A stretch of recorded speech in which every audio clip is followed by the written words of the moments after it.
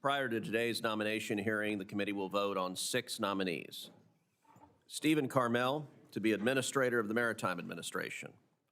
Laura DiBella to be Federal Maritime Commissioner. Ethan Klein to be Associate Director of the Office of Science and Technology Policy. Trent Morse to be a member of the Board of Directors of the Metropolitan Washington Airports Authority. Timothy Petty to be Assistant Secretary of Commerce for Oceans and Atmosphere. And Michelle Schultz to a second term as a member of the Surface Transportation Board. These capable nominees bring a range of experiences across government and the private sector. They embody the spirit of public duty that supports the essential, often overlooked functions on which Americans depend every day. We know that recent partisan delays have placed a real strain on basic governmental services. At this moment, it is critical that we swiftly install leaders who will protect the public interest by overseeing federal agencies' core responsibilities. In the interest of filling these essential roles, I urge my colleagues to help advance the qualified nominees before us today. I now turn to Ranking Member Cantwell. Thank you, Mr. Chairman.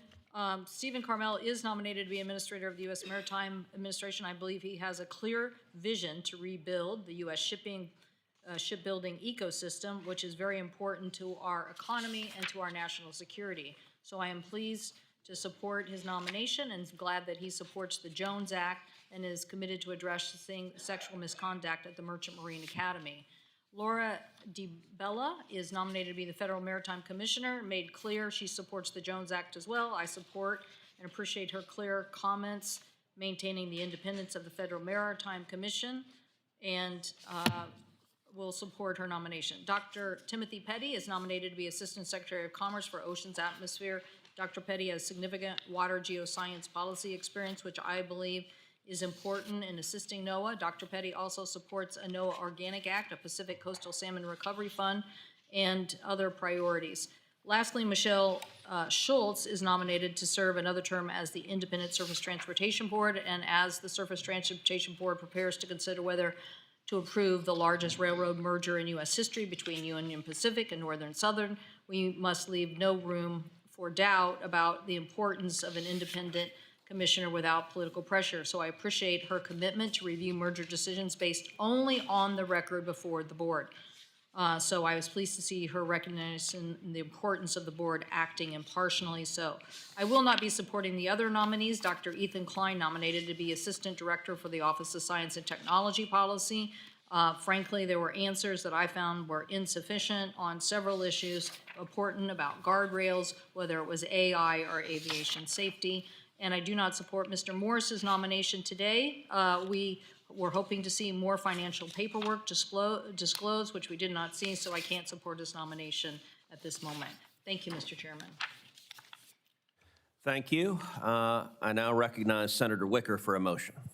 Mr. Chairman, in full support of the shipbuilding ecosystem, I move that PN 14110, nomination of Stephen Carmel to be Administrator of the Maritime Administration, be favorably reported. I will say I'm not remotely surprised that the great state of Mississippi supports shipbuilding. And is there a second to this motion? Second. The clerk will call the roll. Mr. Thune? Aye by proxy. Mr. Wicker? Aye. Mrs. Fisher? Aye. Mr. Moran? Aye. Mr. Sullivan? Aye. Mrs. Blackburn? Aye. Mr. Young? Aye. Mr. Budd? Aye. Mr. Schmidt? Aye. Mr. Curtis? Mr. Moreno? Aye. Mr. Sheehy? Aye. Mrs. Capito? Aye. Ms. Lummis? Aye. Ms. Cantwell? Aye. Ms. Klobuchar? Aye. Mr. Schatz? No by proxy. Mr. Markey? No by proxy. Mr. Peters? Aye by proxy. Ms. Baldwin? Aye. Ms. Duckworth? Aye by proxy. Ms. Rosen? No by proxy. Mr. Lujan? No by proxy. Mr. Hickenlooper? No by proxy. Mr. Fetterman? Aye by proxy. Mr. Kim? No by proxy. Ms. Blunt Rochester? No by proxy. Mr. Cruz? Aye. The ayes are 21, the noes are 7. The motion is agreed to, and the nomination is ordered to be favorably reported. I recognize Senator Fisher for a motion. Thank you, Mr. Chairman. I move that PN 499-2, nomination of Laura DiBella to be Federal Maritime Commissioner, be favorably reported. Is there a second? Second. Clerk will call the roll. Mr. Thune, Aye by proxy. Mr. Wicker, Mrs. Fisher, Mr. Moran, Mr. Sullivan, Mrs. Blackburn, Mr. Young, Mr. Budd, Mr. Schmidt, Mr. Curtis, Mr. Moreno, Mr. Sheehy, Mrs. Capito, Ms. Lummis, Ms. Cantwell, Aye. Ms. Klobuchar, Aye. Mr. Schatz, No by proxy. Mr. Markey, No by proxy. Mr. Peters, Aye by proxy. Ms. Baldwin, Aye. Ms. Duckworth, No by proxy. Ms. Rosen, No by proxy. Mr. Lujan, No by proxy. Mr. Hickenlooper, No by proxy. Mr. Fetterman, Aye by proxy. Mr. Kim, No by proxy. Ms. Blunt Rochester, No by proxy. Mr. Cruz. Aye. The ayes are 20, the noes are 8. The motion is agreed to, and the nomination is ordered to be reported favorably. I now recognize Senator Moran for a motion. Mr. Chairman, I move PN 2624, nomination of Ethan Klein to be an Associate Director of the Office of Science and Technology Policy, be favorably reported. Is there a second? Second. Clerk will call the roll. Mr. Thune, Aye by proxy. Mr. Wicker, Aye. Mrs. Fisher, Mr. Moran, Aye. Mr. Sullivan, Aye. Mrs. Blackburn, Mr. Young, Mr. Budd, Mr. Schmidt, Mr. Curtis, Aye. Mr. Moreno, Mr. Sheehy, Mrs. Capito, Ms. Lummis, Ms. Cantwell,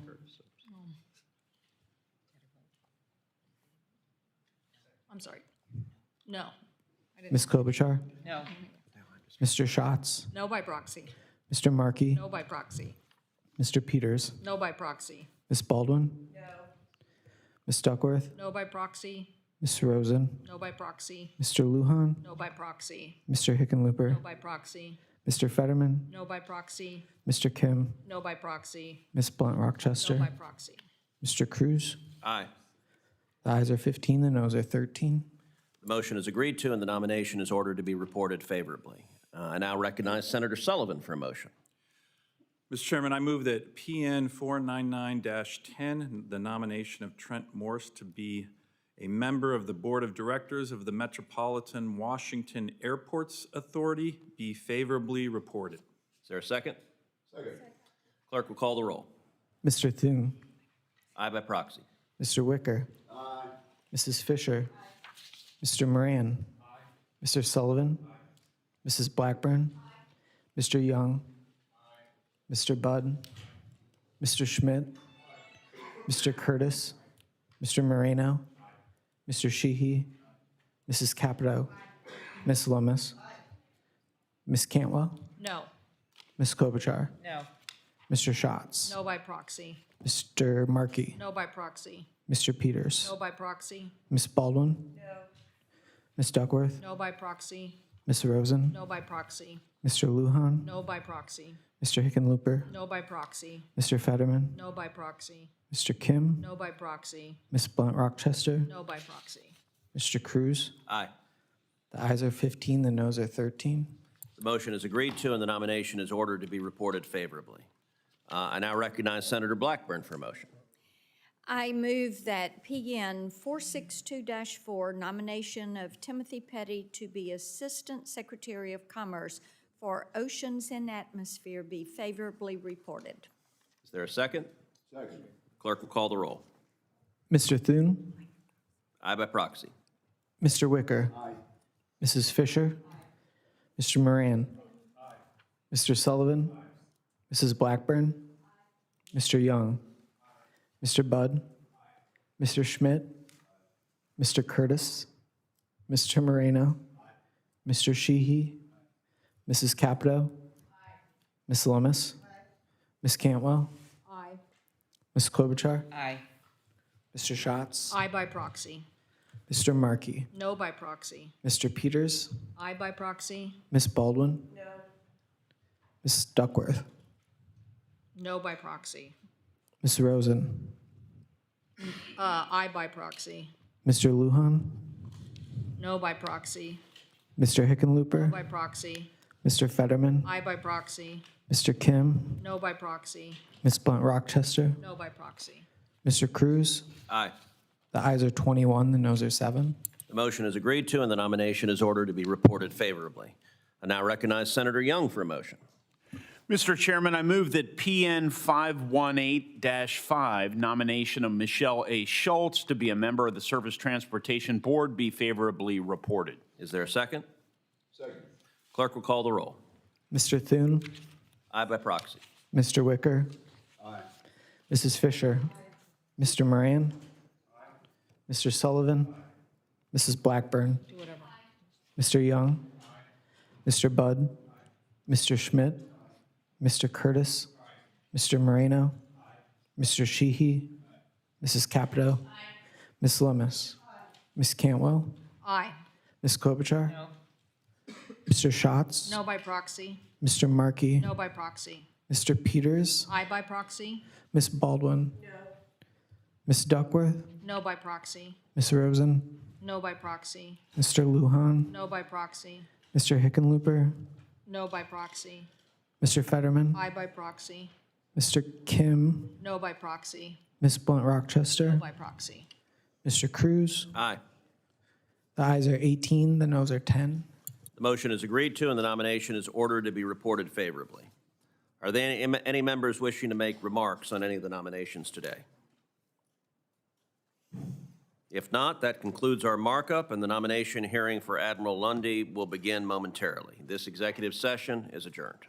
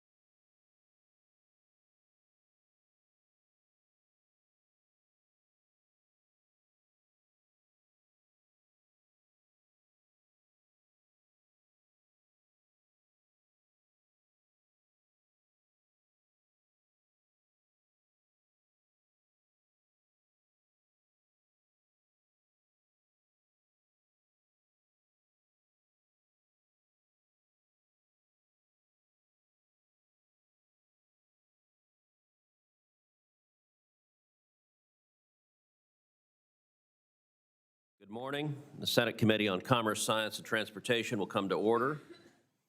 Semper Paratus, always prepared.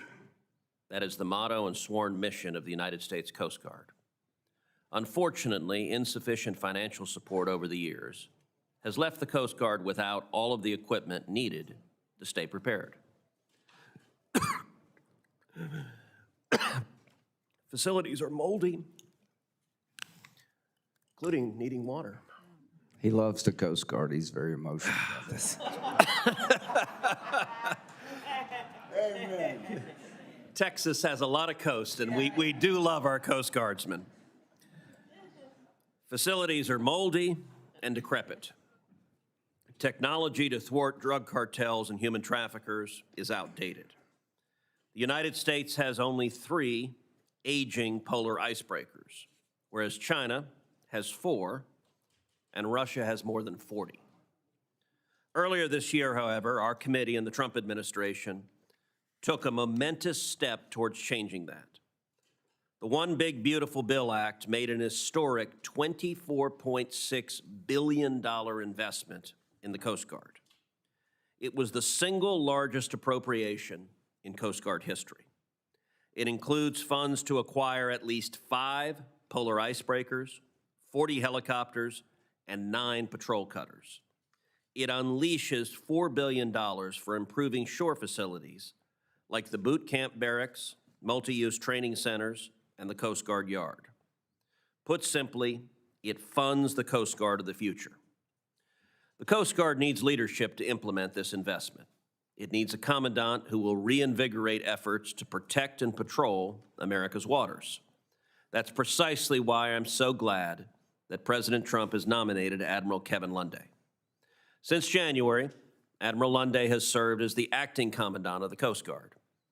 In this role, he has exceptionally managed long overdue surges of Coast Guard resources to the Gulf Coast and the Pacific to interdict drug runners and human traffickers, while also balancing the service's many other directives.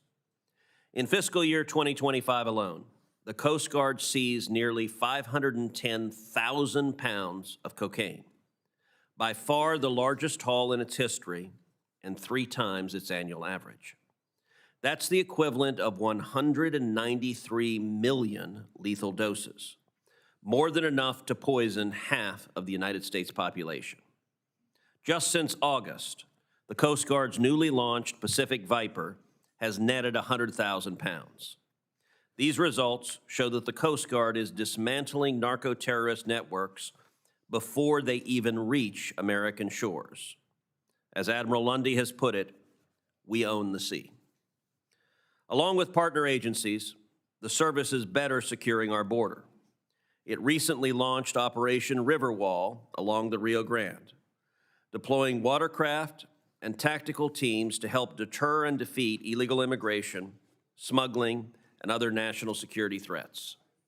I have every confidence that this good work will continue under Admiral Lunday. A graduate of the Coast Guard Academy, he has served his country for close to 4 decades, leading the Coast Guard's Cyber Command, Oceania District, and the entire Atlantic area, including all U.S. waterways east of the Rocky Mountains. Now, I look forward to his leadership of the Coast Guard as Commandant. And I recognize Ranking Member Cantwell. Thank you, Mr. Chairman. Admiral Lunday, congratulations on your nomination to serve as the Commandant of the U.S. Coast Guard. If confirmed, you will continue to lead a force of 41,000 active duty and 7,000 reserve and nearly 10,000 civilian employees as they fulfill this core mission of service, providing maritime security, law enforcement, fisheries enforcement, ice-breaking capacity, and prevention and response activities for the largest system of ports, waterways, and coast in the world. For nearly 2.5 centuries, the Coast Guard has answered the call through hurricanes, oil spills, search and rescue missions, and national emergencies. From the icy waters of the Arctic to the ports of Puget Sound, coasties keep America safe, protect our environment, and keep commerce moving. But the Coast Guard is not without its challenges, especially at this moment, and I'll have many questions for you, Admiral Lunday, about how you plan to address those challenges. Unlike your predecessor, you've been serving as acting commandant for nearly 10 months, so you've been in the room, already making decisions that directly impact the Coast Guard's future. First, I have serious concerns about whether the Coast Guard is pulling back from its core mission of search and rescue. There are 23 vacant search and rescue stations with 0 permanent staffing or assets. Even more concerning, the Coast Guard informed the committee that there is no plan to reopen these stations, and there are reports of phased plans to shutter even more stations amid rumors about potentially privatizing search and rescue. While none of the current closures impact the state of Washington, our fishermen are impacted when they are crabbing off of Coos Bay or North Bend, Oregon, and they find Coast Guard small boat air rescue stations shuttered. The Dungeness crab industry is one of the most dangerous fisheries in the nation, and they rely on the Coast Guard. Admiral Lunday, I expect you to provide clarity on that issue. I also expect you to address morale issues I'm hearing at the service. We need to make sure that in the backdrop of the firing of Commandant Admiral Linda Fagan 18 months before the end of her Senate-confirmed term. That's never happened. Days later, Admiral Fagan was evicted from her home. And at the same time, I think this is an appalling way to treat a top military officer who served the country with distinction. And it's not a responsible way to govern. It sends a clear message throughout the ranks that professional independence can be overridden by political preferences. Meanwhile, there are still serious questions about resources. Last month, the Coast Guard purchased 2 luxury executive aircraft for more than $172 million, using funds intended for those search and rescue missions, particularly the C-130s. So Admiral Lundy, I expect to ask about that particular issue this morning as well. The Coast Guard plays an important role in assessing impacts like the I-5 bridge and what impact it would have on military and maritime traffic, and completing a preliminary assessment is necessary for the Department of Transportation to finish its environmental review, so I expect the Coast Guard to complete that assessment promptly so we can get closer to replacing this bridge that's 108 years old. I also expect the Coast Guard to address the urgent issues at Station Cape Disappointment, a critical Coast Guard unit in the Pacific Northwest and vital training for our coastal surfmen. These includes emergency damage and shoaling that has occurred at the base. We need a comprehensive strategy to invest in Cape Disappointment to ensure that it can continue to do its search and rescue mission. And I would like to return to the operation of fouled anchor. The Coast Guard's decades-long mishandling of the sexual conduct cases at the Coast Guard Academy. As chair of this committee, I worked with Senators Baldwin and Cruz and Sullivan to initiate a DHS Inspector General investigation into the Coast Guard cover-up. It's been 2 years, and I'm still waiting for the results. I expect the Inspector General to finish this work without delay and for the Coast Guard to fully cooperate with the investigation. Rest assured that we will continue to hold the Coast Guard accountable on these issues.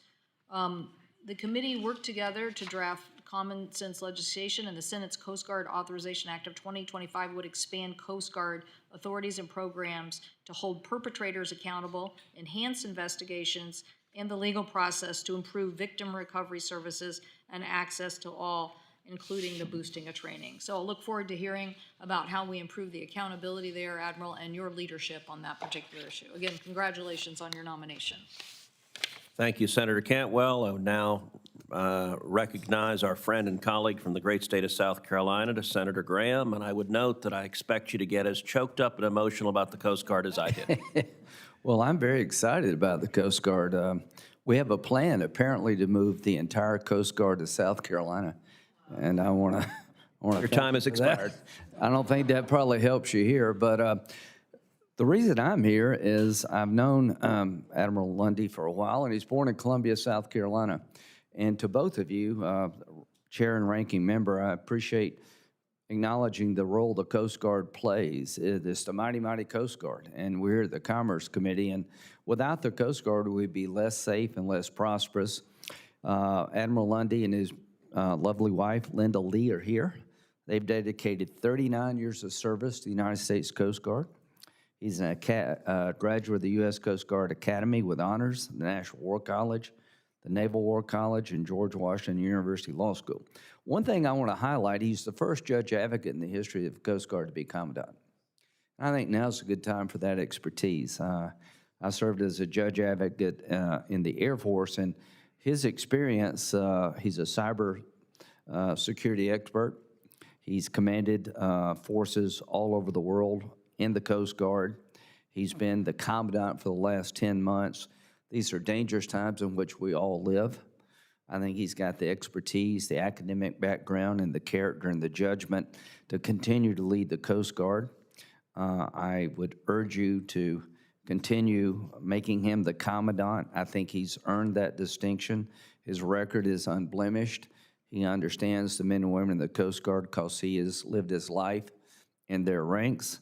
He has been all over the world in the service of our nation, and I just can't recommend him to you more highly.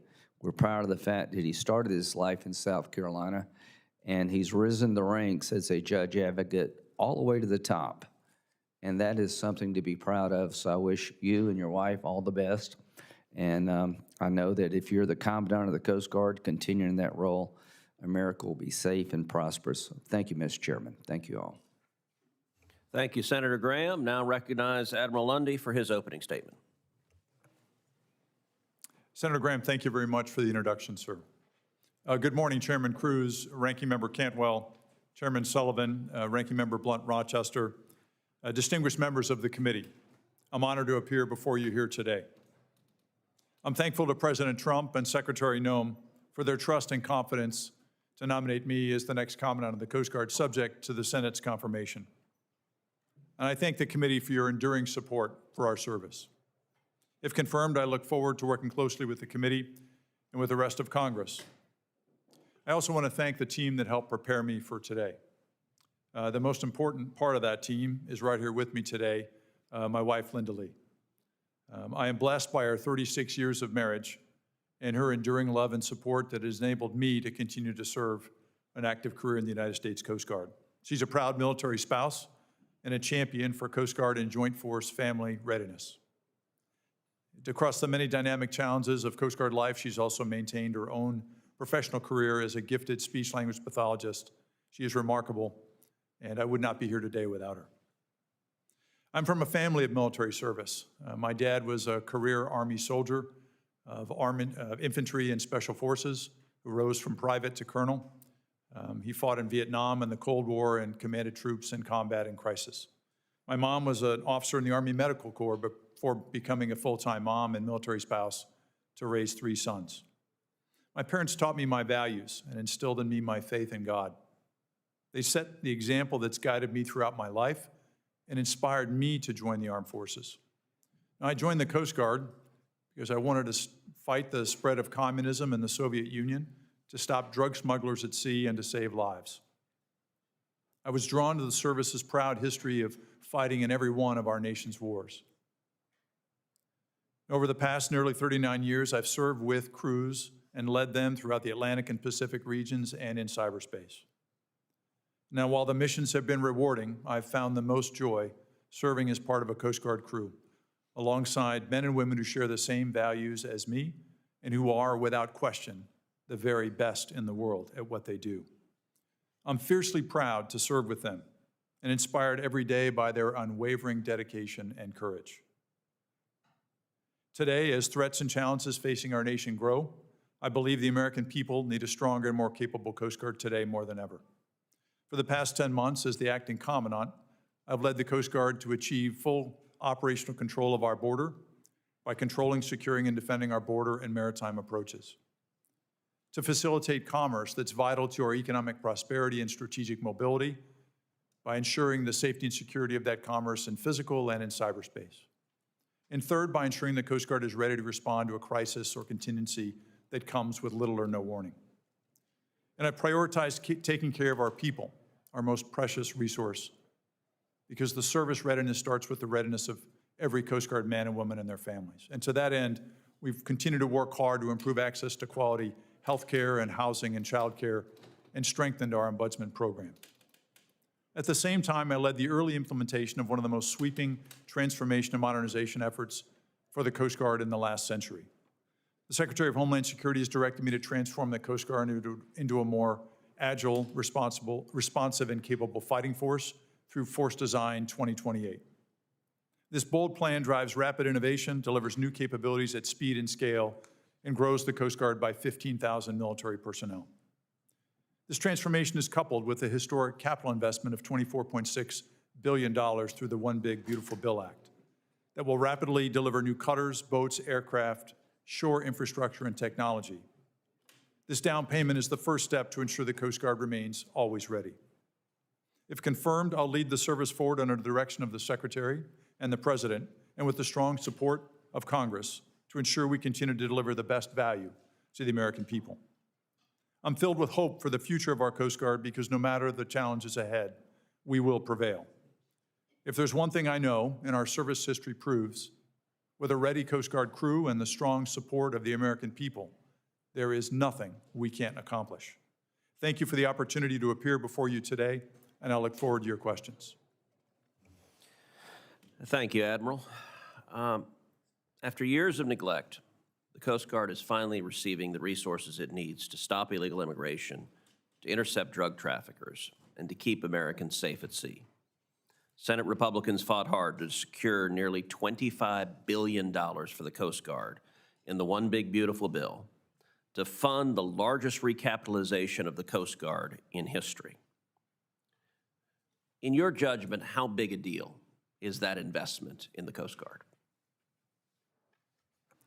Mr. Chairman, it is not only a historic investment, but it comes at a time where the Coast Guard was facing decades of underinvestment that resulted in a readiness spiral for us. And so this infusion of capital investment will enable us to recapitalize in the areas I just described. And that, coupled with higher sustained annual authorization and appropriations, particularly the operating funds necessary to, for example, bring on those 15,000 Coast Guard men and women, are going to enable us to be successful into the future. I very much agree. Another element of the One Big Beautiful Bill is that we cut through layers of red tape and we gave the Coast Guard flexibility to quickly buy new ships and aircraft. This will help you address urgent readiness gaps before the funding window closes and adversaries get ahead of the U.S. In your judgment, how would backtracking and reinstating those acquisition hurdles impact the Coast Guard's ability to deliver the paid-for assets on time and on budget? Mr. Chairman, the relief provided in the One Big Beautiful Bill Act from the regular pre-acquisition requirements in Title 14, Chapter 11, is essential for our ability to move at speed and scale to deliver the assets the Coast Guard in America needs. And so if that were to be pulled back, that would slow us down. Those requirements are originally probably intended to reduce risk, but they've resulted in delays in our ability to not move at the pace America needs us to move. And so a permanent change that allows us to not be bound by those that slow us down so we can continue to deliver at speed is vital. Thank you. Earlier this month at Coast Guard Base Alameda, we saw what happens when anti-enforcement activism gets out of hand. During a protest by the radical left against immigration enforcement, a driver attempted to ram a truck into Coast Guard personnel. Meanwhile, the left has continued to vilify law enforcement and Homeland Security personnel simply for doing their jobs. Admiral Lunday, what message does it send to your service members when acts of aggression like this are met with political indifference? Mr. Chairman, the safety of our Coast Guard men and women and the safety of the public is our paramount concern. In that situation, our Coast Guard men and women who were standing security were faced with an imminent threat as the driver of that truck reversed and accelerated toward them. It presented a deadly force situation.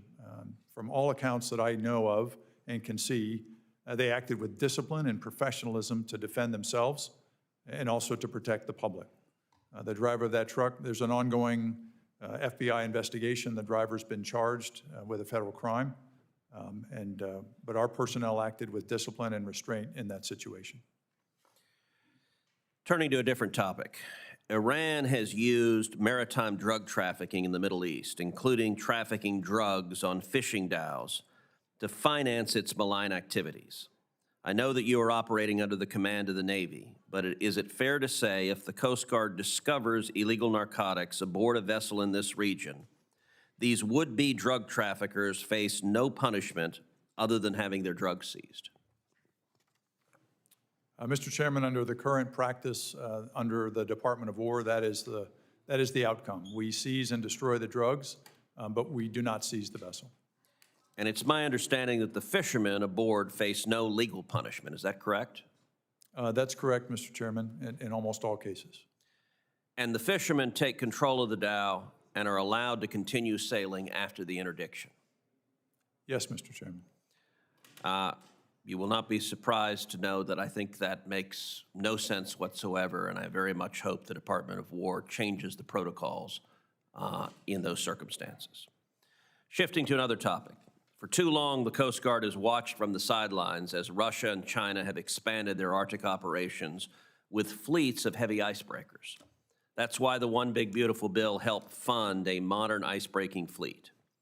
My understanding is that the Coast Guard is writing a plan, as directed by a presidential memorandum, to phase construction of the Arctic security cutters and eventually transition production to U.S. shipyards, including in the great state of Texas. What are some of the critical debates you are having about that plan, and when will it be made public? Mr. Chairman, we're continuing to work on delivering that plan that we owe back to the President within 60 days of his October announcement. Our principal focus on that plan is to deliver an onshoring strategy. So the President determined that 4 of those Arctic security cutters would be built first overseas as part of the 2 consortiums, but then we would onshore that capability back into U.S. shipyards. That strengthens our U.S. shipbuilding industrial base, and the remaining Arctic security cutters will be built here in the U.S. by American workers. That is enormously important capacity, and I think it's going to have profound and long-term effect. All right, final question. How do you expect the Coast Guard to take full advantage of these new Arctic security cutters to support U.S. presence and interest in the Arctic? Put another way, how will things be different for the Coast Guard in the Arctic? Well, Mr. Chairman, as you know, the Coast Guard operates the only U.S. surface presence that accesses both of the polar regions, but particular to the Arctic, that will give us the ability to have sustained presence to challenge adversary behavior. You know, this summer we saw 5 Chinese-flagged research vessels that were operating north along our northern border, north of Alaska, along our extended outer continental shelf area. We sent the older medium icebreaker Healy up there and the new commercial icebreaker Storis that we just commissioned in August, and we ran them out of there. But we need stronger, sustained Coast Guard presence to be able to enforce U.S. sovereignty, protect our border and our maritime approaches throughout the Arctic Ocean. I very much agree. Senator Klobuchar. Thank you, Mr. Chairman. Admiral, congratulations on your nomination, and I'm going to take you to some colder places, as Senator Cruz left off with that. The Port of Duluth, have you been there before? Senator, I've not been to the Port of Duluth, but I look forward to visiting. Excellent answer. It is, in fact, the largest port by tonnage on the Great Lakes, 35 million tons of cargo, one of the nation's top 20 ports. We're very proud of it. Over the years, we've put a lot of funding into making it multimodal, and there's all kinds of things shipped back and forth. And that Senator Baldwin and I, as a result of her work on the Great Lakes, have been really focused on the acquisition of a second Coast Guard Great Lakes icebreaker to be used on the Great Lakes and the port. Do you have the resources you need, and can you talk about the importance of icebreakers? Senator, thank you. The Great Lakes, as you know, is a critical system to our national economy and also our national security. And so the Coast Guard operates the Mackinac, which is the current Great Lakes icebreaker, and we need a second Great Lakes icebreaker. I want to thank the support of Congress in FY24 budget for appropriating $20 million to continue the pre-acquisition, the analyze and select phase for the next Great Lakes icebreaker. But we need an additional $35 million to complete that analyze and select phase and move toward that acquisition. I just released our FY26 unfunded priorities list, and that includes a request for that additional funding on the unfunded priorities list. Okay, very good. Thank you. And we hope we can get this done. It's just so important for the future of the economy. One of these supply chain issues, I know you've worked on supply chains, and what are some of the biggest challenges the Coast Guard is facing when trying to manage shipping vessels when there is congestion, as opposed to the icebreaker issue? Well, Senator, one of the biggest challenges that we face is we have to keep the commerce moving. And while we keep it moving, we also have to make sure that it is safe and secure through our entire marine transportation system. So that's our ports, our inland waterways as well, and of course the Great Lakes system. And so we also license U.S. mariners, which is critically important to make sure that our mariners have the training and capability to be able to operate what will be a growing U.S. fleet under the President's direction to restore America's maritime dominance. All of that falls under the Coast Guard's authority and responsibility. Thank you. And you pledge to coordinate with our very friendly neighbor to the north, Canada, which is near and dear to my heart. Senator, we do. The Coast Guard has a strong operational relationship with Canadian forces, whether it's Royal Canadian Mounted Police or Canadian Defense. And that's a strong working relationship across our northern border and into the Arctic. You know, yesterday I was with Secretary Noem at the Icebreaker Collaboration Effort meeting that she chaired with representatives of Canada and Finland. And she talked about the importance of our partnership with not only Canada, but also Finland. And so it's just another example of that close working relationship, Senator. Yes, Senator Mikulski and I are meeting with members of the Finnish Parliament today about just this same subject. So the Edmund Fitzgerald, we just recognized the 50th anniversary of the sinking of the Edmund Fitzgerald, loss of 29 crew members transporting taconite from Minnesota's Iron Range, where my dad grew up. My grandpa was an iron ore miner. It wasn't just a very famous song that came out of that, but coming out of that was a Coast Guard investigation that led to major changes to Great Lakes shipping practices.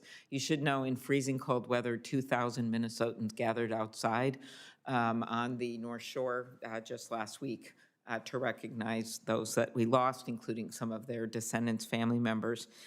In your testimony, you mentioned the Coast Guard's role in responding to crises that come without warning. Just to confirm that you will continue to prioritize that. We lost a Coast Guard station in Grand Marais.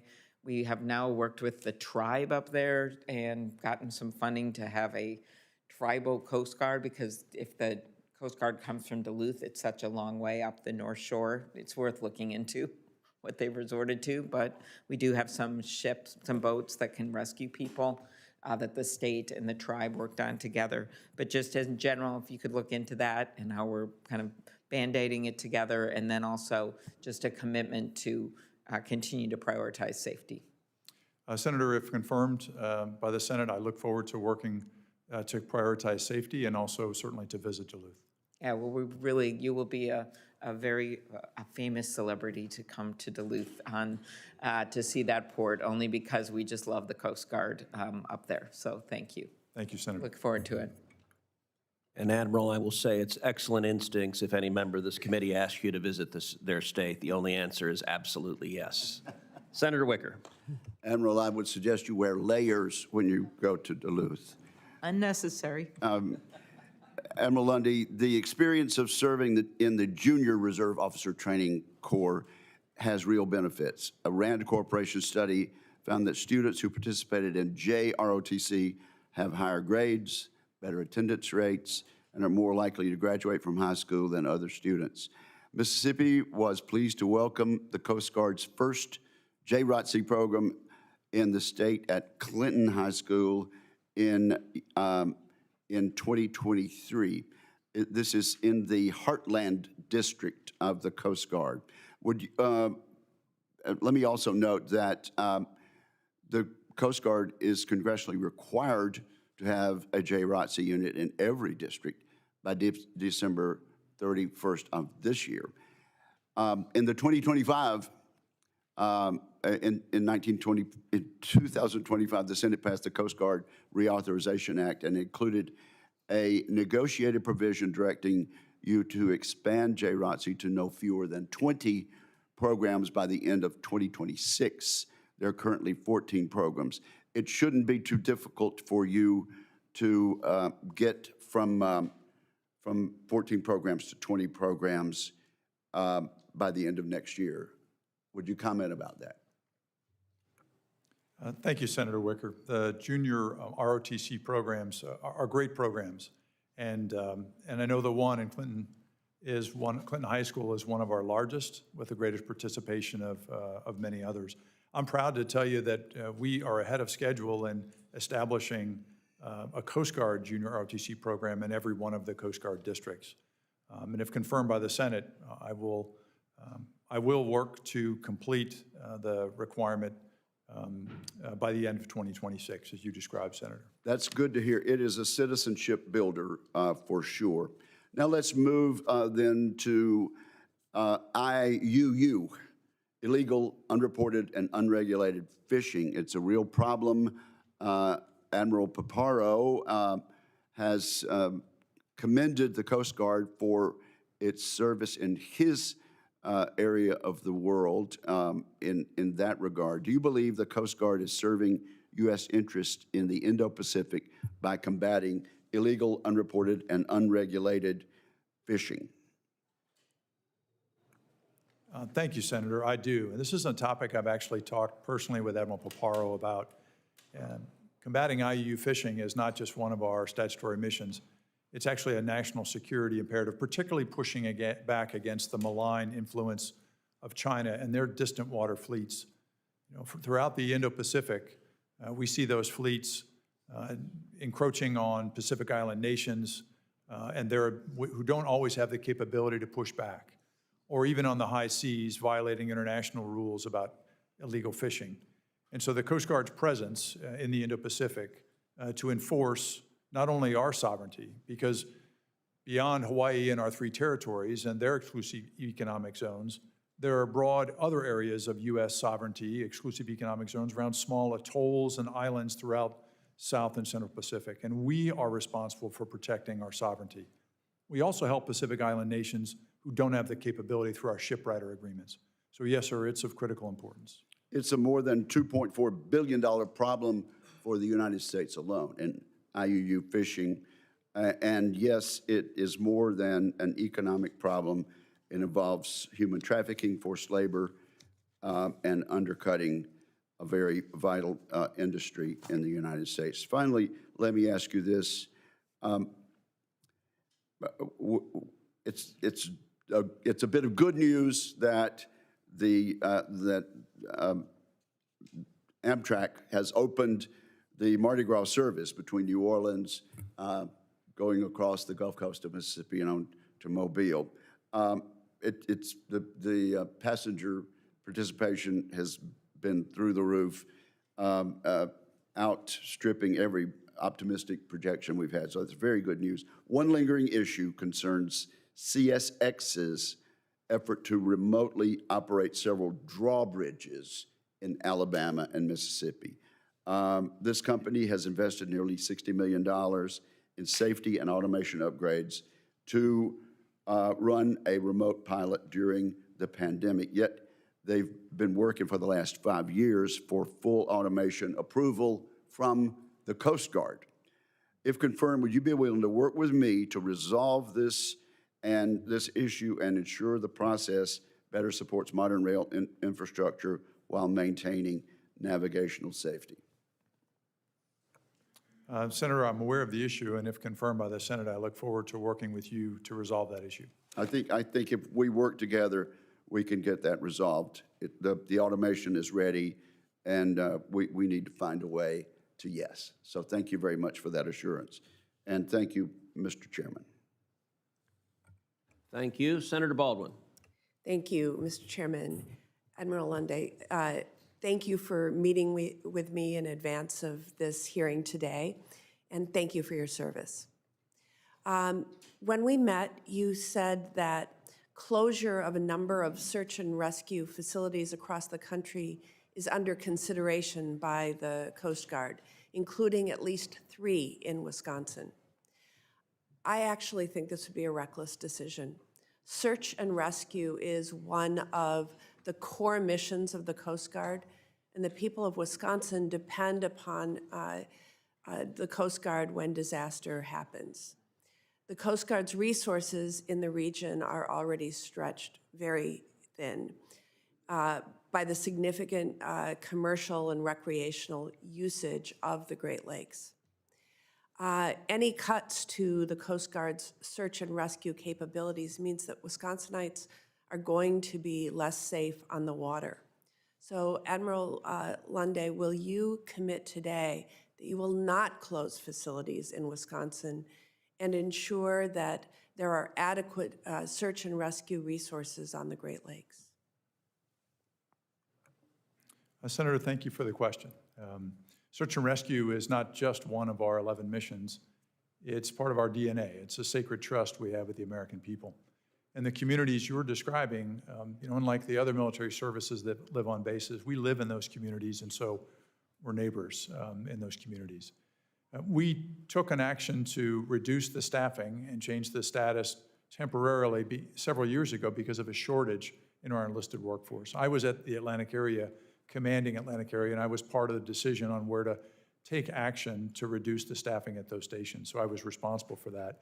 And we are looking at those decisions to make sure we are not reducing search and rescue coverage in a way that unduly increases risk of response. But we are still assessing it. Senator, part of Force Design 2028 that the Secretary directed, one element is to look at our operating concepts and our force structure throughout the Coast Guard, everywhere that we're located. And we're just beginning that work, and part of that will be an assessment on where our stations are and where our other facilities are located as well. So we haven't gotten deep into that work yet, and so I'm not ready to be able to commit that we won't close any stations, but there is a statutory process if the Coast Guard were to move forward with any closure of stations that includes public comment and input. And we know that the members of the public are very interested in the Coast Guard facilities and stations in their communities. Well, so thank you, Senator. And please keep me apprised. I know that our communities in Wisconsin that could be impacted by closures would be very eager to provide input. You heard from my colleague about the Port of Duluth. We call it the Twin Ports of Duluth and Superior. Please correct the record, Mr. Chair. And so we hope that if you visit Duluth, you will also visit Superior, Wisconsin. But I want to seriously focus, as my colleague did, on the existence of only one heavy Coast Guard icebreaker in the Great Lakes. There are certainly smaller icebreakers that are there, but when we're talking about early winter and late winter commerce, we have a need for an additional heavy icebreaker.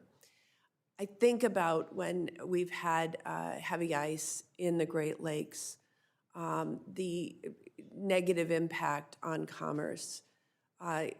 It can affect billions of dollars in commerce and tens of thousands of jobs in the Great Lake region. And over the last several years, I have advocated for both authorization of a second heavy Coast Guard icebreaker, but also funding to get that process moving. You know, there's a lot of discussion of recent investment in Coast Guard assets, but I have seen progress on the heavy icebreaker really slow at the very same time. And so if confirmed, will you commit to prioritizing this project so that the Great Lakes can be more accessible to commerce? Senator, thank you. If confirmed by the Senate, I will commit to prioritizing the acquisition of a second Great Lakes icebreaker, given the importance in the Great Lakes. I appreciate that very much.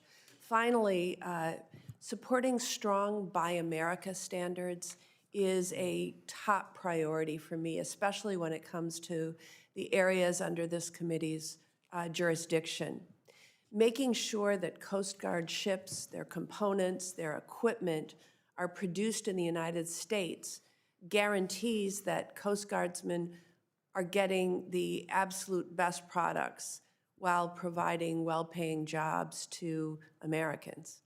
I've been particularly concerned over the last several years with irregularities in Coast Guard procurement and have questioned whether the Coast Guard is fully adhering to Buy America requirements. So Admiral Lunday, if confirmed, will you commit to following all of the Buy America requirements for Coast Guard procurement in law?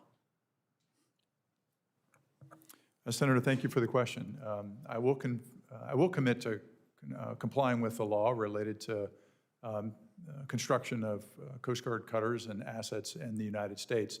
I would note that for the Arctic Security Cutter Program, the President, under the President's authority, made an announcement on the 9th of October about the construction, the need, national security need for construction of the first 4 of those overseas to be able to onshore the remaining program back into the United States in shipbuilding. But that was a specific action under the President's authority. The remainder of Coast Guard shipbuilding is conducted in Coast Guard shipyards, in United States shipyards for Coast Guard cutters. Thank you. I yield, Mr. Chairman. Thank you. Senator Sullivan. Thank you, Mr. Chairman. Admiral, great to see you again. Appreciate our meeting yesterday. Congratulations. I want to congratulate and thank your wife, Linda Lee, as well, the Master Chief of the Coast Guard who's here. I've appreciated you coming up to Alaska many times already. I'd love to see you more. We love our Coast Guard in Alaska. You know, I don't like bragging about Alaska, but I always do. So we have more coastline than the rest of the country combined. So the Coast Guard is really important. Did you just say you don't like bragging about Alaska? I do like bragging about Alaska, I'm sorry. Thank you, Mr. Chairman. And you love hearing it. And by the way, I want to really thank, and this is Alaska, Texas issue, the rescue missions you've done in our recent, the typhoon in Alaska, the big floods in Texas, just heroic efforts. You and our National Guard, Coast Guard members saved 51 people in Alaska. Didn't make any news. You saved 51 lives. It's just unbelievable. Crews operated in the middle of a typhoon, isolated, flooded communities, no infrastructure. It was just incredible. So can you please pass on my thanks, the committee's thanks for the great work you're doing? I will, Senator. Thank you. And when I Mr. thanked Chairman. them, I told them, look, it's never been a better time to be in the Coast Guard. The chairman and I worked very closely with Secretary Noem and you, sir, on the budget reconciliation bill, the biggest investment in Coast Guard history, $25 billion. By the way, I just walked past the Senate Liaison Office, this giant sign of the Coast Guard outside your Senate Liaison Office, historic investment. That's what's happening. It's great. And part of that, Senator Cruz already talked about 16 icebreakers in the budget reconciliation bill. We need it. As you know, the number I actually have, the Russians have 54 icebreakers, many of which are nuclear-powered, weaponized.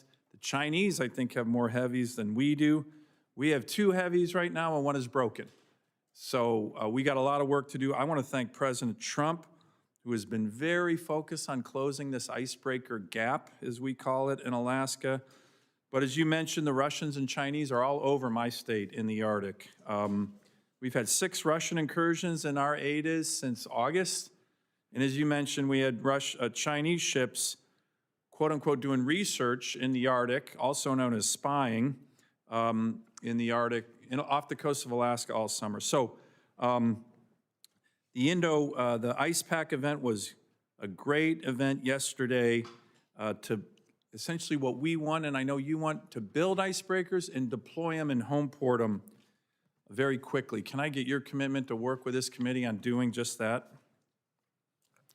Mr. Chairman, if confirmed by the Senate, I will work with this committee to do that. Yes, sir. And now in terms of home porting icebreakers, especially the heavies and the mediums, I can't imagine any scenario where you wouldn't home port icebreakers where the ice actually is and where our adversaries are. That hasn't always been the case, as you and I talked about yesterday when I was the chair of the Coast Guard Subcommittee. I'm still the chair right now.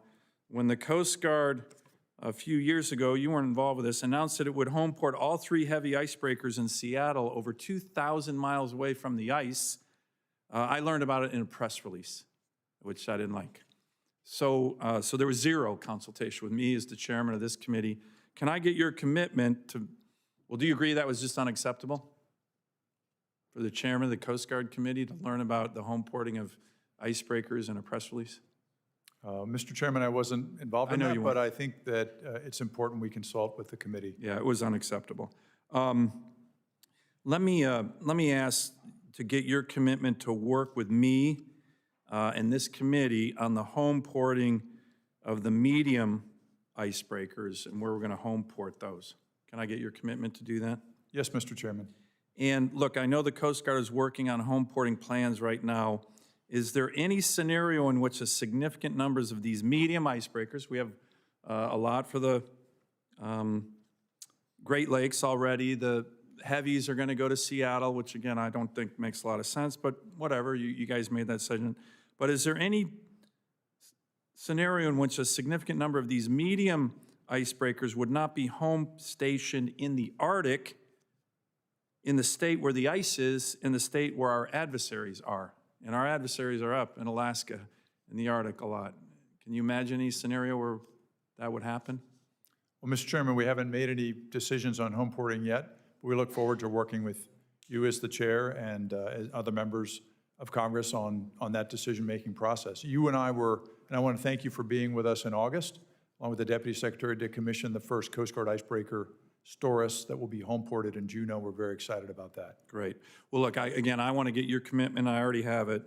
Work closely with this committee. No blind sides for sure, as what happened on the heavies, which I didn't appreciate. But I appreciate your commitment there. Just one final question. We talked about yesterday the delivery and timeline for the 2 OPCs slated for Kodiak.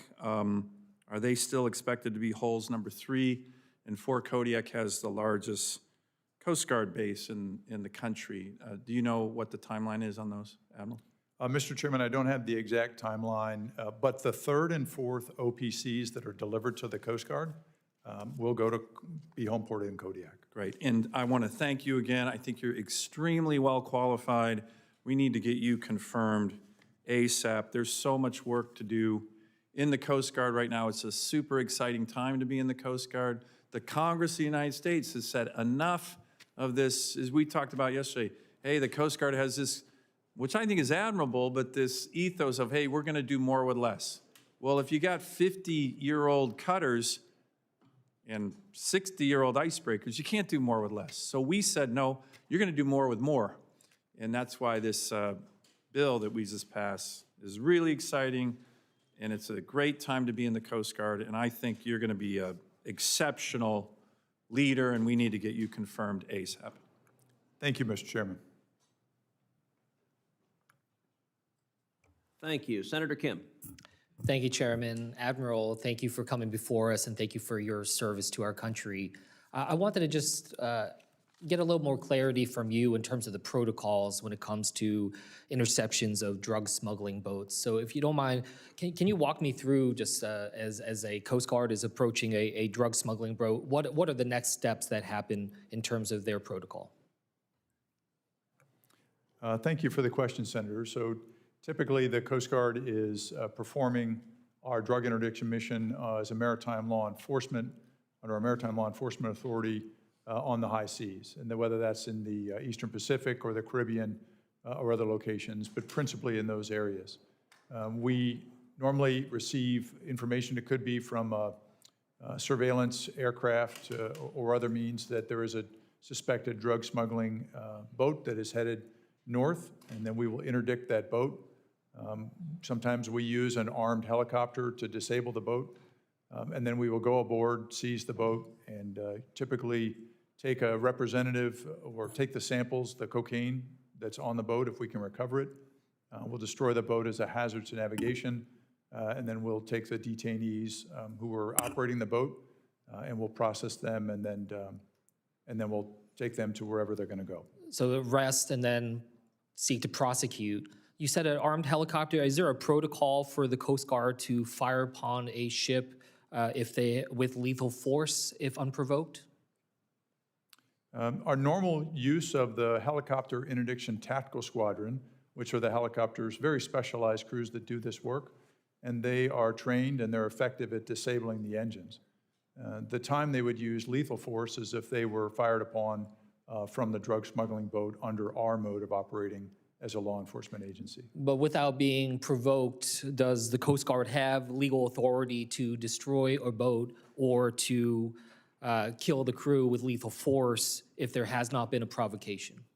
Well, Senator, we're operating out there under our Coast Guard law enforcement authority as a law enforcement agency, a maritime law enforcement agency, and so that's not within our authority as a law enforcement agency during our Coast Guard operations under the Department of Homeland Security's authority. In your tenure so far leading up to Coast Guard, has anyone from the Trump administration asked you if the Coast Guard is able to take action that would be against drug smuggling boats in the Caribbean? Under our Coast Guard law enforcement authority, we're continuing our maritime law enforcement operations both in the Caribbean and in the Eastern Pacific. Have they asked you whether or not you're able to use lethal force against these boats unprovoked? No, Senator, I haven't had that discussion about the Coast Guard doing that as a maritime law enforcement agency. Has the Coast Guard been asked to provide resources or assets to the current military buildup in the Caribbean? Well, Senator, the Coast Guard is a proud member at all times of military service and part of the armed forces, the Joint Force, and we regularly provide our forces to operate under combatant commands around the world, including U.S. Cyber Command, Northern Command, Southern Command, Indo-Pacific Command. When they operate in that mode, they operate under the authority of the Secretary of War, the Department of War. And so for any of those military operations, I would refer you to the Department of War. Okay, thank you. In terms of questions that came up earlier about the Indo-Pacific, Senator Wicker and others have asked, I guess I just wanted to ask you, are we doing enough in the Indo-Pacific when it comes to the Coast Guard actions? Thank you, Senator, because the Indo-Pacific for the United States Coast Guard is not just an area somewhere over there.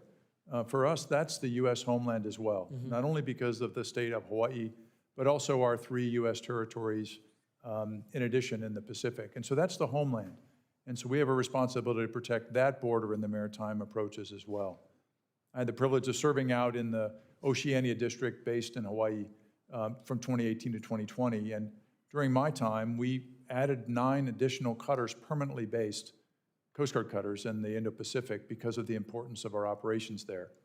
And with the support of Congress in fiscal year 24, we have 2 additional fast response cutters that will be permanently based out there in Guam. And do you think that that level of resourcing and additions is enough? Well, it continues to move us in the right direction, but I don't know that it is enough, Senator. I think we need more support. In fact, in the President's fiscal year 26 budget request, there's a request for an additional significant investment in operating funds specifically for the Indo-Pacific to increase our operations out there. Well, I hope to be able to work with you on that. I think it's incredibly important to make sure that we're maintaining and building up that capacity. Thank you, Thank you, Admiral. Senator. With that, I'll yield back. Thank you. Senator Budd. Thank you, Chairman. Admiral, congrats on your nomination. Look forward to our meeting tomorrow in the office. You know, in the One Big Beautiful Bill, it provided $24.6 million of investment in the Coast Guard.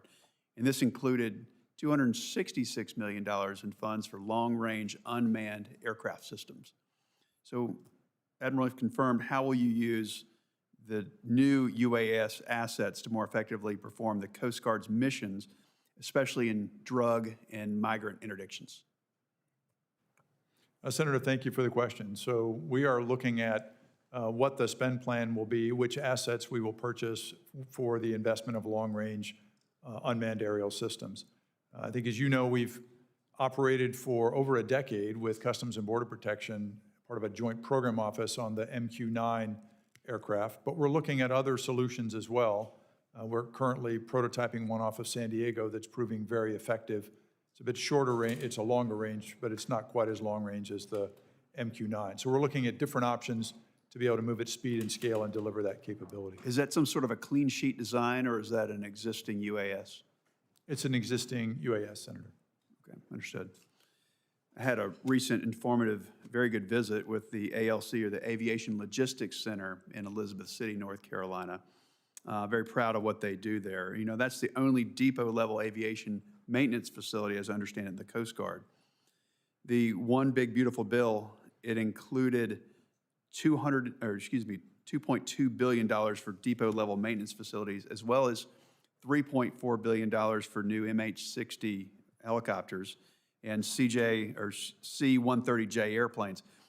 How might these investments impact the ALC and the Coast Guard aviation fleet? Thank you, Senator. Coast Guard aviation engineers are the best in the world, and our largest concentration of them is right there at Aviation Logistics Center in eastern North Carolina, Elizabeth City. And so the investment in the One Big Beautiful Bill Act, ALC, or the Logistics Center, will be key to that. First, we've already spent up to $80 million in the depot-level maintenance line item to fund current readiness gaps, and that includes restocking the inventory control point of critical parts for our fixed and rotary wing aircraft, and that's located right there in Elizabeth City. But as we talk about the acquisition of up to 40 MH-60 helicopters and 6 C-130Js, the depot-level maintenance, even some of the missionization that's required, and the support to that will happen right there in Elizabeth City at our location. Very good, thank you. I want to talk about some of your disaster response a little bit. So Hurricane Helene devastated Western North Carolina, and we're still working on the recovery efforts there. But in the immediate aftermath of the storm, about 14 months ago, Coast Guard responded, and as I understand it, you all saved about 21 lives across the Southeast, so excellent work there. Can you talk a little bit about Coast Guard's disaster response capabilities, particularly when you're responding to something that's more of an inland disaster? Yes, Senator, thank you. And it was very difficult to watch the devastating impact of Helene in Western North Carolina. So our inland flood response capabilities and disaster response capabilities are in a number of ways. First of all, we use our helicopters and air crews to be able to fly over inland areas, particularly where a state needs assistance. We have authority, Coast Guard authority, to be able to provide that assistance when requested. So a good example of that was the terrible flooding on the 4th of July last year in central Texas, where we responded, as the Chairman Cruz said, and successfully rescued people. For our response in Helene, most of that, the rescues of the 21 were closer along the Gulf Coast, but we did have a helicopter that went up and supported the National Guard and their rescue efforts in Western North Carolina. We also operate small skiffs that are powered by an outboard motor that are used for inland flooding areas, and those are available in a rapidly deployable mode if requested for disaster response. Thank you very much. Appreciate your time today and look forward to meeting soon. Chairman? Thank you, Senator. Thank you. Ranking Member Cantwell. Thank you, Mr. Chairman. Admiral Lunday, we had a chance yesterday to talk about the I-5 bridge, which is 108 years old, and if it's not operational, would jeopardize $48 billion worth of freight and trucks over the bridge and barge that transport on the river. We discussed the fact that the Coast Guard needed to make a preliminary navigation clearance determination by January 16th or sooner. Will you commit to that deadline? Senator, I commit to coming out with the updated navigation determination by that date. Thank you. The seafood industry, Admiral, is incredibly important to us, 67,000 jobs. I've heard loud and clear from fishermen that protecting Coast Guard search and rescue is critical to their safety. That makes sense to you, correct? You already understand this mission. But do you have a plan to reopen the 23 search and rescue stations that were temporarily closed?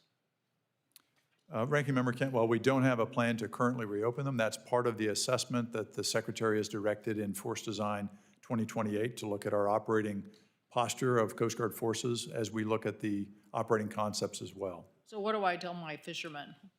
What do we tell the fishermen about whether the Coast Guard is going to be on the beat if they get in a drastic situation? If there's someone in distress out at sea, Ranking Member Cantwell, the Coast Guard will respond to those that are in distress. If the stations are closed and there's no resources close by?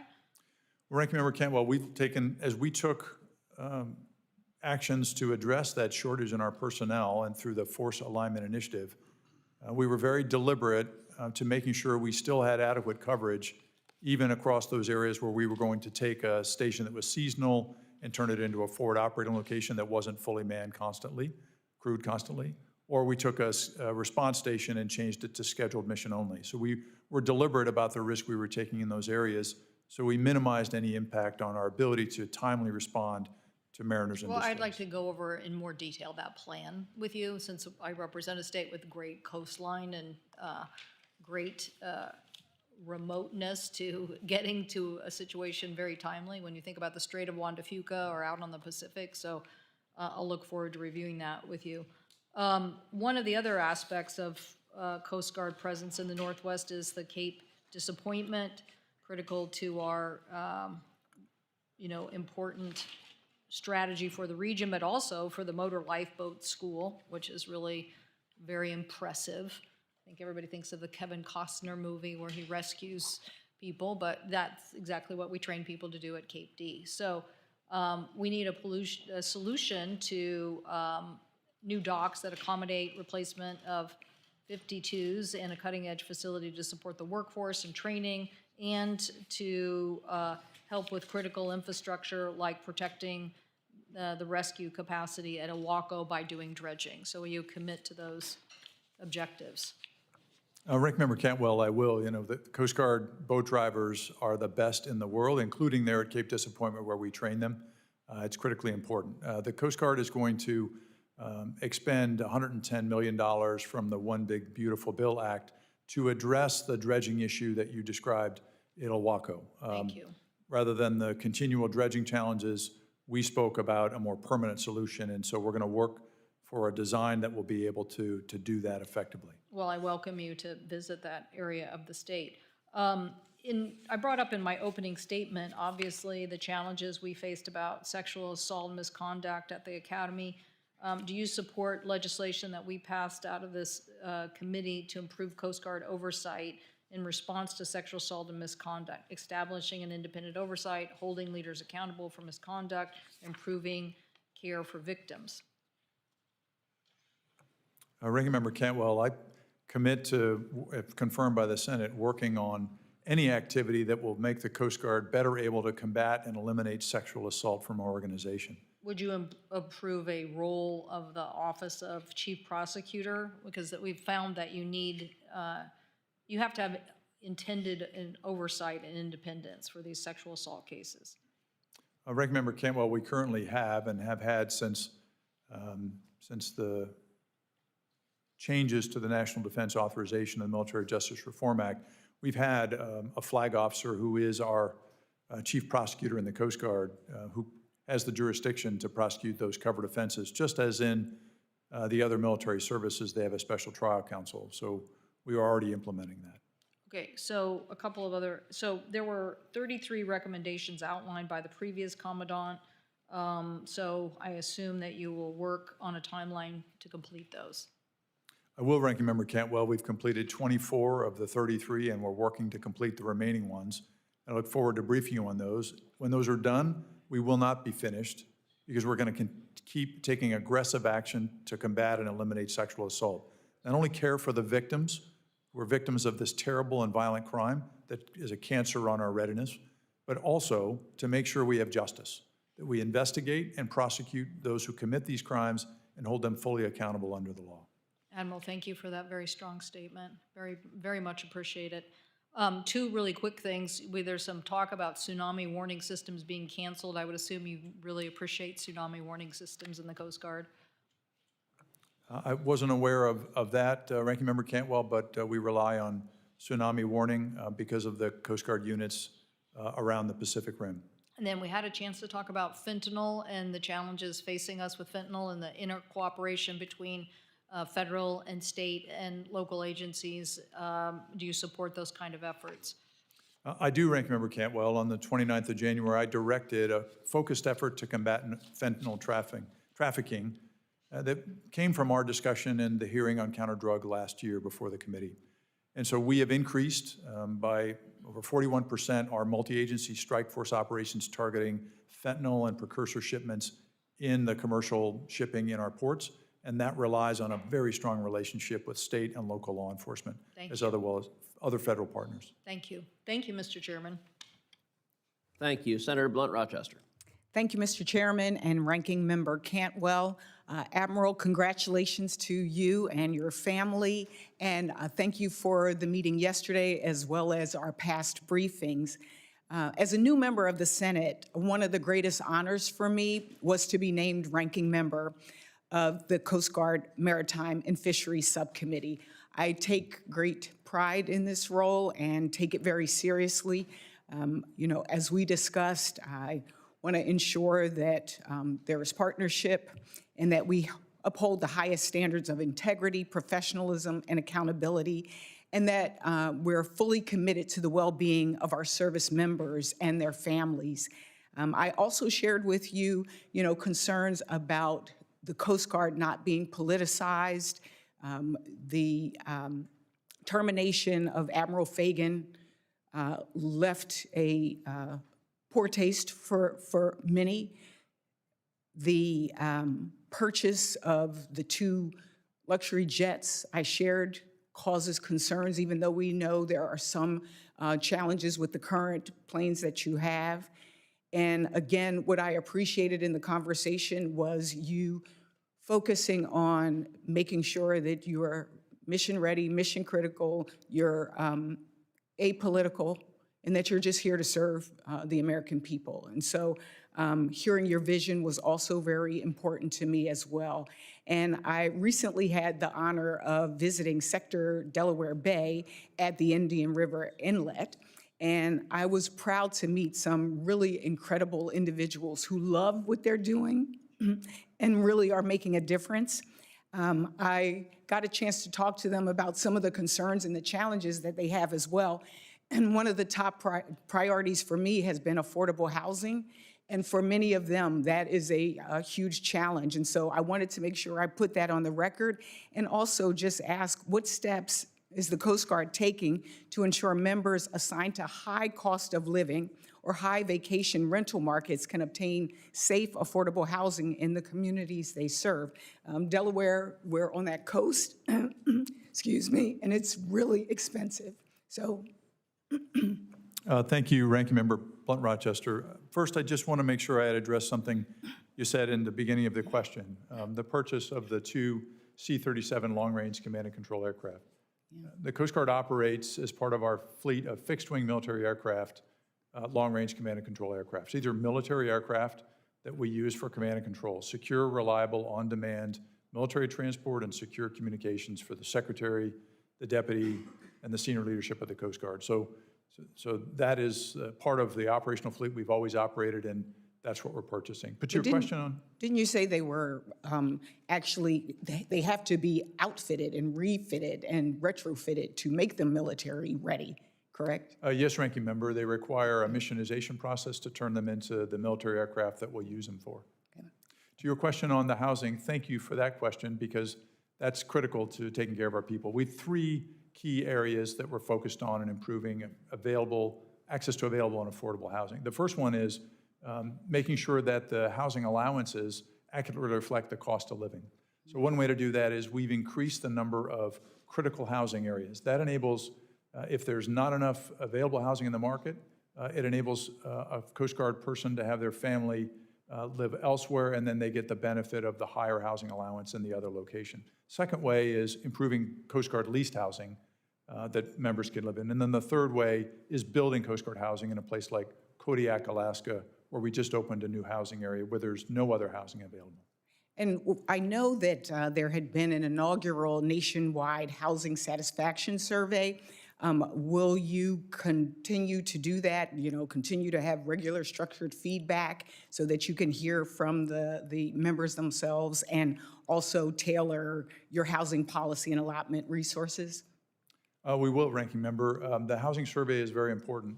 What's also really important is traveling around and meeting with the crews, and not just the crews. The Master Chief Petty Officer of the Coast Guard, and then Linda Lee will travel with me. She'll often hear from the family members, and they sometimes tell a different story than the everything's great story that the crew members tell me. And oftentimes, she'll hear about housing issues that she'll take right to me and we'll take action on them. Excellent. And lastly, I wanted to talk about supply chains. We talked a little bit about that in our supply chain legislation, but as you know, the Coast Guard, especially the cyber protection teams, play an integral role in improving the resilience of the maritime transportation system and coastal infrastructure, which are key to our supply chains. Admiral, how will you leverage the Coast Guard's cybersecurity capabilities to protect our ports and supply chains, knowing that state actors like China or North Korea continue to evolve in this space?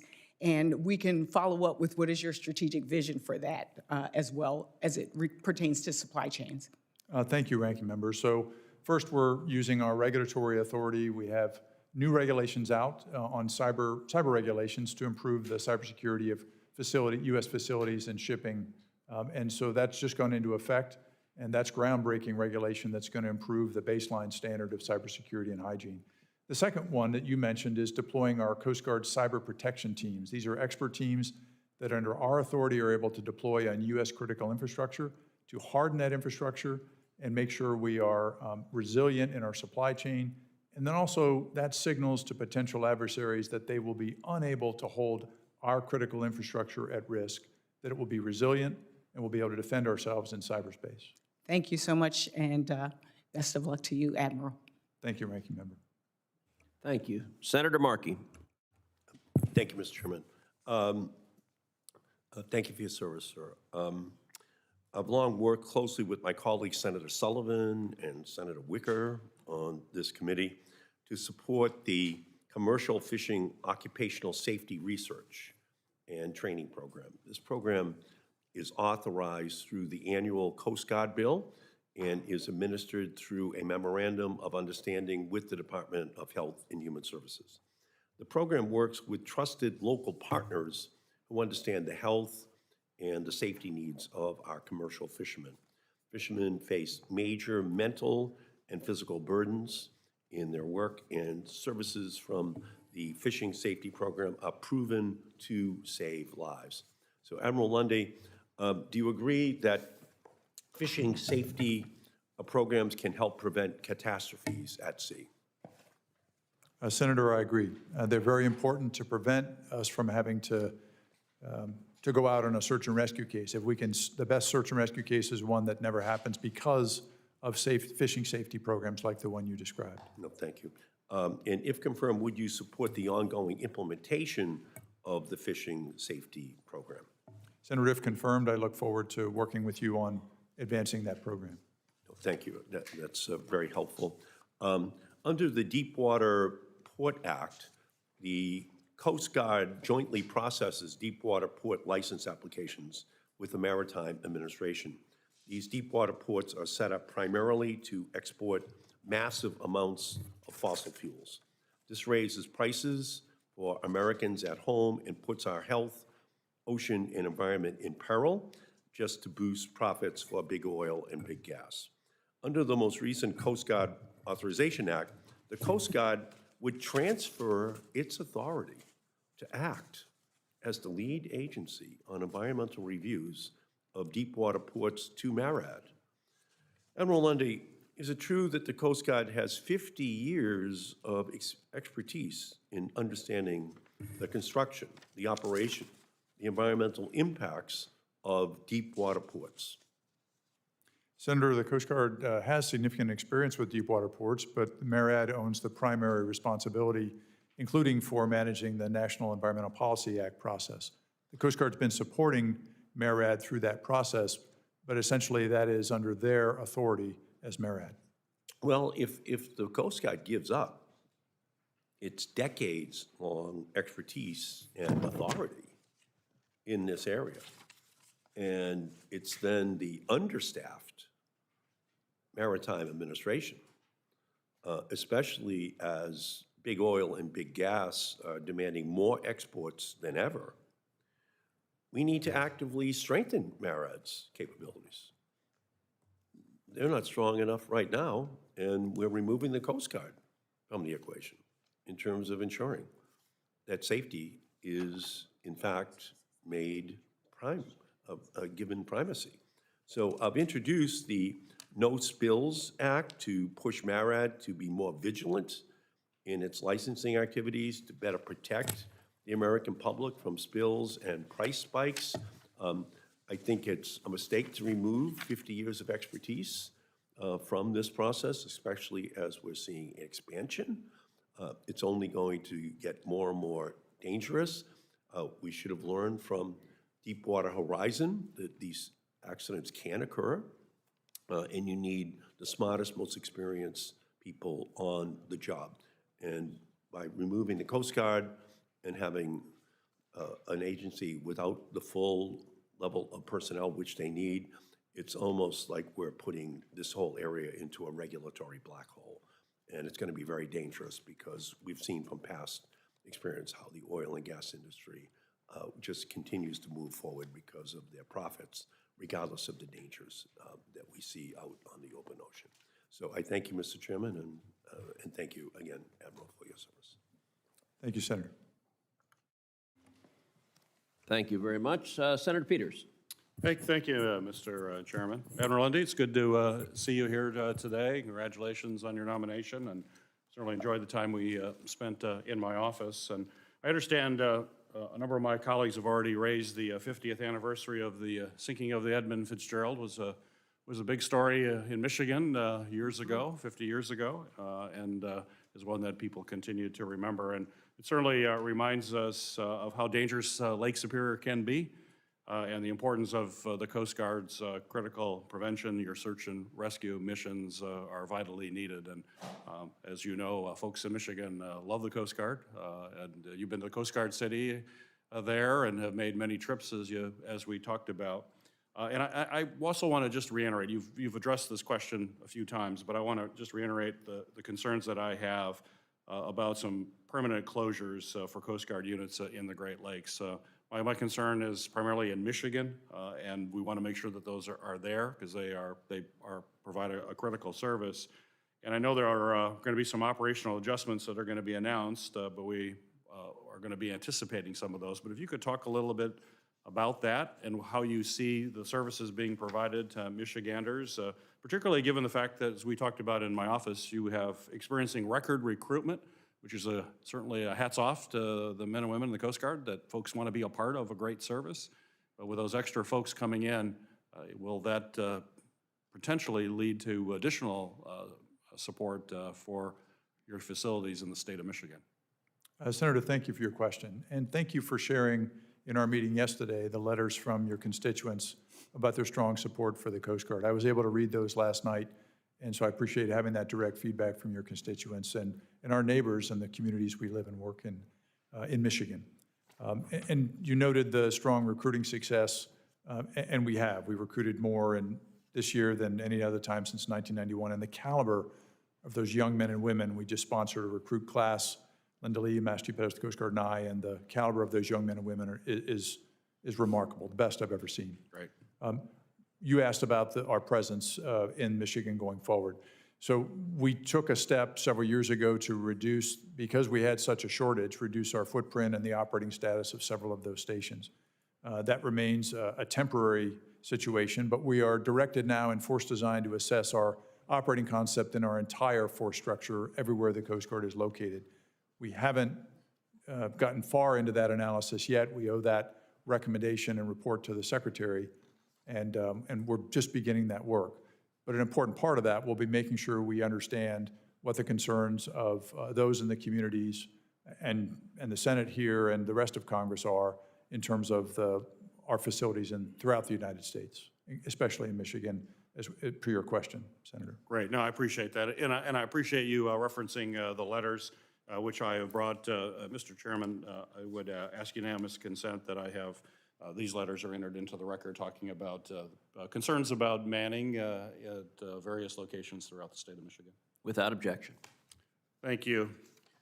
In our office meeting, Admiral, we talked about a variety of issues, including some of the visits to facilities in Michigan. And one I would like you to talk a little bit about is the Great Lakes Center for Oil Expertise and the concern about oil spills in the Great Lakes and the fact that we still need to learn a lot more about how we deal with oil in freshwater. There's a lot of knowledge regarding that for saltwater, but freshwater presents a unique set of challenges. And when you think about the Great Lakes providing drinking water to over 40 million people, that's particularly important. Could you share with the committee your kind of your takeaways from your visit to that center and how you believe it continues to really be involved in a critical mission? Senator, thank you for asking, and thanks for the support to create that center and have it be, and its work and its mission that it's focused on.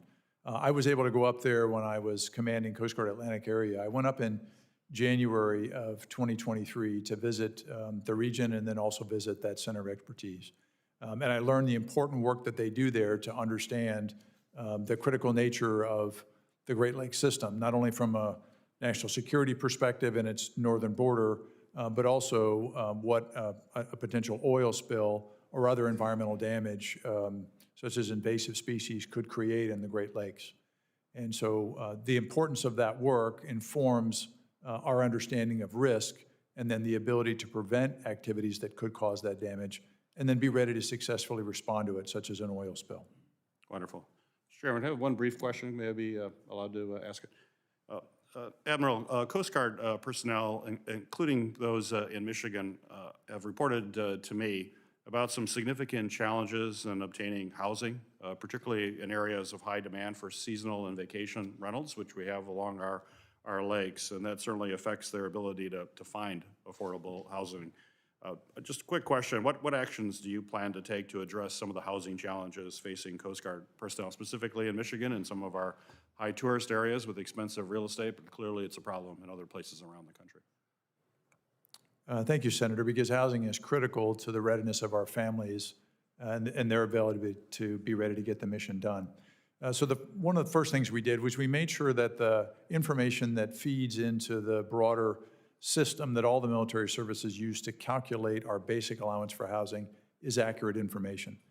And so one of the things the Great Lakes District Commander at the time did several years ago was paid a company to gather that data that was more accurate, and then we could input that into the system so that it could more accurately reflect the outcome and the cost of housing.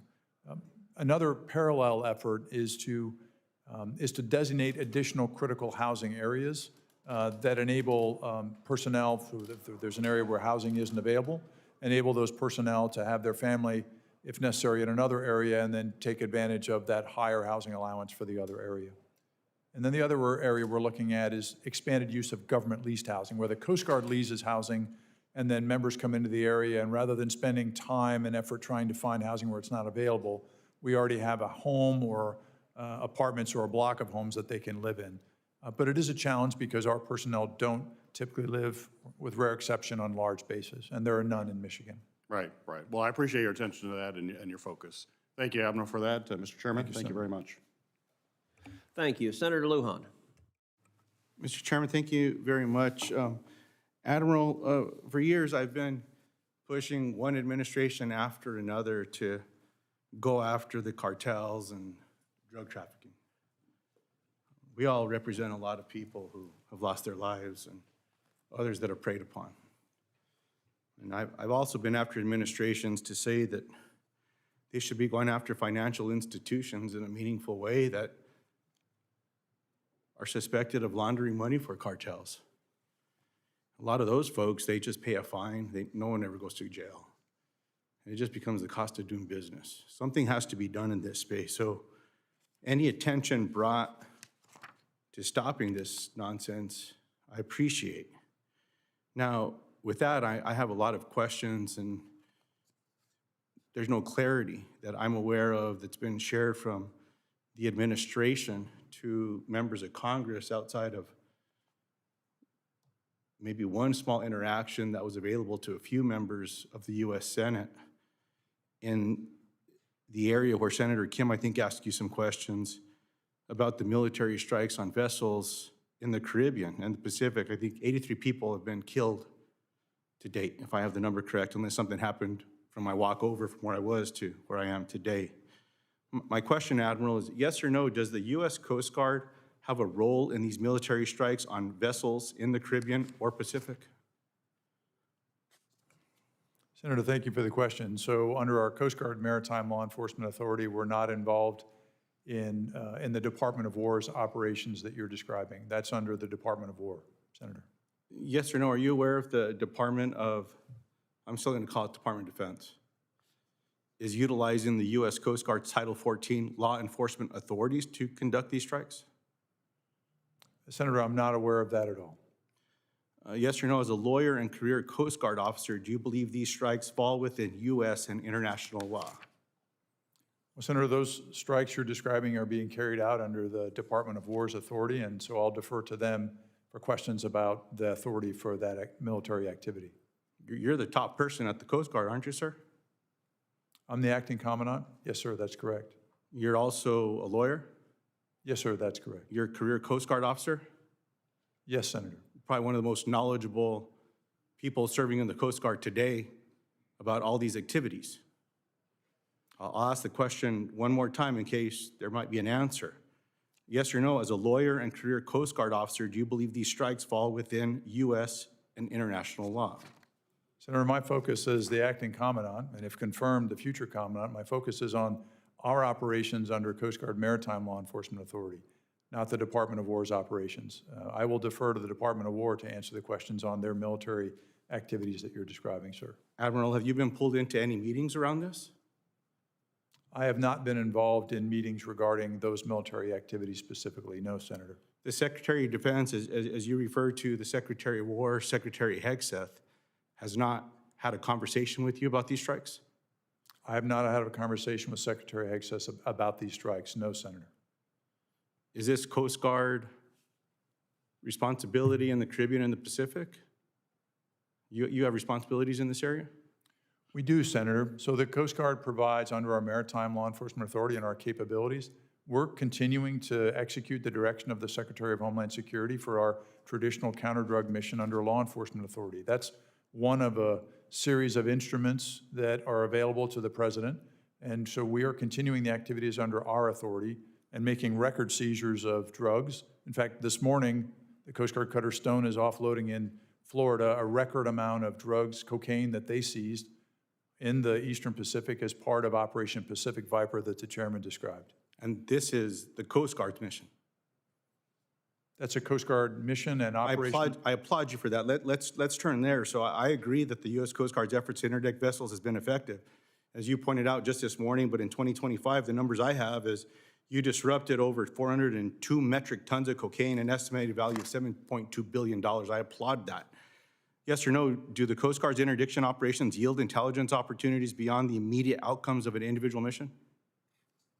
Our interdiction operations, our maritime law enforcement operations do yield intelligence. Yes, they do, Senator. Do interdiction efforts contribute to stable global trade system and help prevent piracy and smuggling?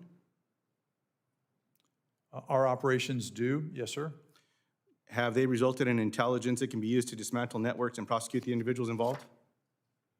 Yes, sir. Traditionally, over the years, we have gathered intelligence that is fed into the investigative cycle, and that work continues today with the interdictions that I've described this calendar year that we've conducted. I appreciate that. It sounds like this is all in the mission of the Coast Guard.